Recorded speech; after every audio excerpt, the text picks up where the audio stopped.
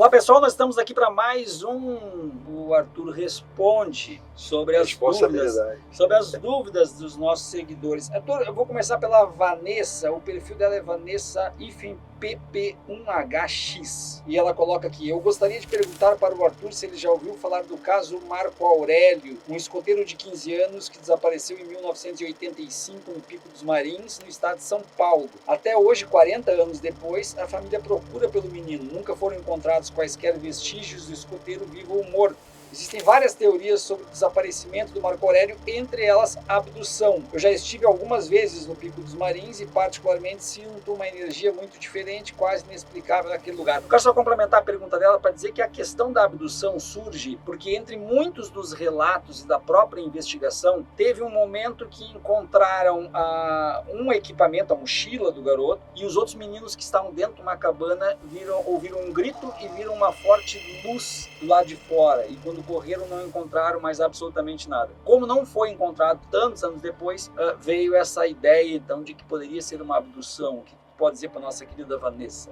Me parece que infelizmente essa possibilidade de uma abdução ela foi trazida pelo próprio sofrimento do pai do menino, né, que está há muitos anos aí nessa seara de tentar explicar, né, tentar encontrar o próprio filho. E me parece que nos últimos anos vamos dizer assim, essa última visibilidade que foi dada a esse caso deveu à colaboração de ufólogos, entre eles o Cláudio Atauro de São Paulo, que tem um programa de rádio inclusive, e esse senhor procurou alguns ufólogos aventando essa possibilidade, pedindo ajuda, e através dessa ajuda acabou que o caso foi, vamos dizer assim, ressuscitado, né, veio à tona, inclusive com a colaboração de policiais da reserva, como por exemplo Paulo Márcio, que é um policial conhecido nosso, que colaborou inclusive com o Cláudio Atauro e outras pessoas que também colaboraram, mas existe um componente novo, recente, de que talvez o garoto tenha sido vítima de um crime comum.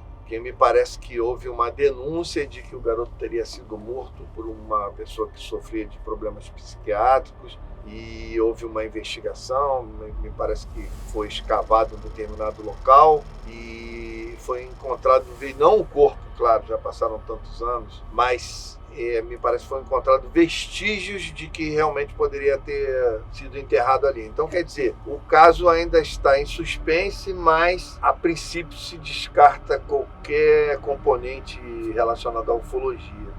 Me parece que é um crime comum e que teve esse viés aí, acredito mais no desespero do pai, né? Quanto sofrimento sem saber o que aconteceu com o filho. Importante é até a gente dizer que nós temos que ter, inclusive, responsabilidade com o próprio sofrimento da família. Exatamente. Nesse caso especial do pai. Então, não é também proveitoso. Isso não é uma crítica para nosso ouvinte, não. Isso é para nossa comunidade em geral, para se atentar sempre. Nós não podemos tentar encontrar explicações para algo que gera tanto sofrimento por parte de uma família e por parte de um pai. Às vezes, a busca por explicações inexplicáveis é também um conforto e um alento, mas isso pode de alguma forma enfraquecer inclusive o próprio processo de investigação pela queda na intensidade das próprias denúncias e reivindicações. Então vamos continuar exigindo justiça para esse pai que precisa de uma resposta. Arthur, a Maristela Goulart perguntou se a mãe do ouro, assim chamada pelos nativos, é um fenômeno lúdico ou real? Não, a mãe do ouro é real. É um fenômeno que acontece, inexplicável, mas inclusive com características próprias, bem peculiares. Mas aí o que aconteceu? Um grande estudioso, nosso grande mestre Jedi, o Antônio Faleiro, numa época, na década de 70, 80, levantou uma tese, fundamentou, escreveu livros sobre os componentes do folclore que tem no seu bojo características do fenômeno OVNI. Então começou-se a tentar decifrar alguns componentes do folclore pelo ponto de vista da ufologia, né? Pelas características desses aparatos ufológicos que andam por aí. E um deles, o principal deles, é a Mãe do Ouro, né? Que é relatada no Brasil todo, várias partes do Brasil. E parece que Câmara Cascudo, grande folclorista da nossa história, já mencionava o fenômeno. E então, na cabeça dos ufólogos, ficou muito enraizado de que a Mãe do Ouro poderia ser um aparato ufológico que, trafegando o homem simples rural, atribuía a Mãe do Ouro. Só que hoje a gente teve a oportunidade de ir mais a fundo nesses lugares onde esses fenômenos acontecem, e hoje eu arrisco o palpite o seguinte: existem dois tipos de Mãe do Ouro. Existe esse que houve uma tentativa de ser decifrado pelo nosso querido Antônio Faleiro, que trouxe esse ponto de vista para a ufologia, de que são aparatos ufológicos, mas que o homem simples encara como sendo o fenômeno da Mãe do Ouro e chama de Mãe do Ouro, mas na realidade seriam sondas ou naves, aparatos ufológicos realmente. Mas aí descobrimos que, independente desse, muito bem descrito pelo Antônio Faleiro, independente desses, existe um outro fenômeno que esse sim é chamado de Mãe do Ouro. E esse sim não é nada de caráter ufológico. E nós, na realidade, não sabemos o que é. Então, hoje, com toda tranquilidade, eu diria para você: existe um fenômeno ufológico que é confundido com a Mãe do Ouro, e existe um fenômeno que esse sim é a Mãe do Ouro mesmo e que não é ufológico e que ninguém sabe de onde vem.